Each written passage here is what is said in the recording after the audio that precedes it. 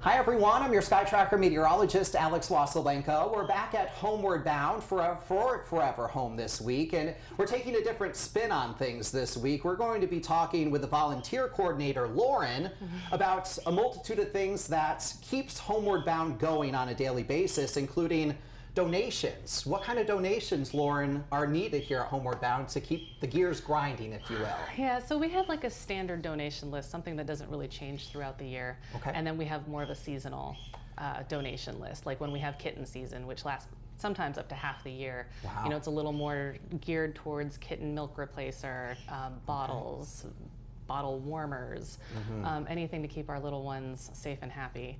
Sure. Definitely kitten food, kitten wet food, kitten dry food, because we just go through it so fast. Absolutely. But we have both of those lists always on our website, and we're always updating them.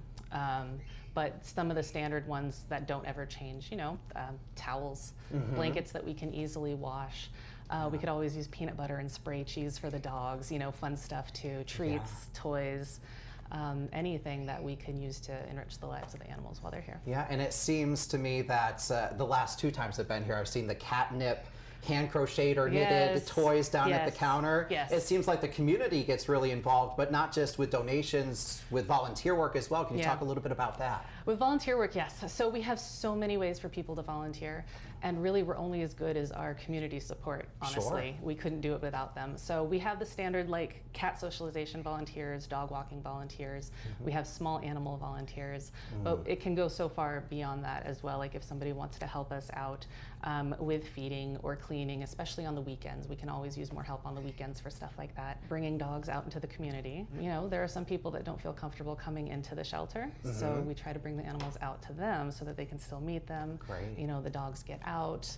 Yeah. You know, get to be a part of the community, And it which makes is the them ultimate just goal. that much more adoptable, right? That community interaction. Exactly. In terms of fostering, are there programs here for that where folks maybe don't want to adopt, but they want to be involved? Fostering is the most important piece of all of this, I think. So we have a lot of kitten fosters. So last week we had 15 litters of kittens in foster homes, which just makes my heart so happy. Yeah, that's great. But we're also looking always for fosters for adult cats, and our biggest need is probably dog fosters.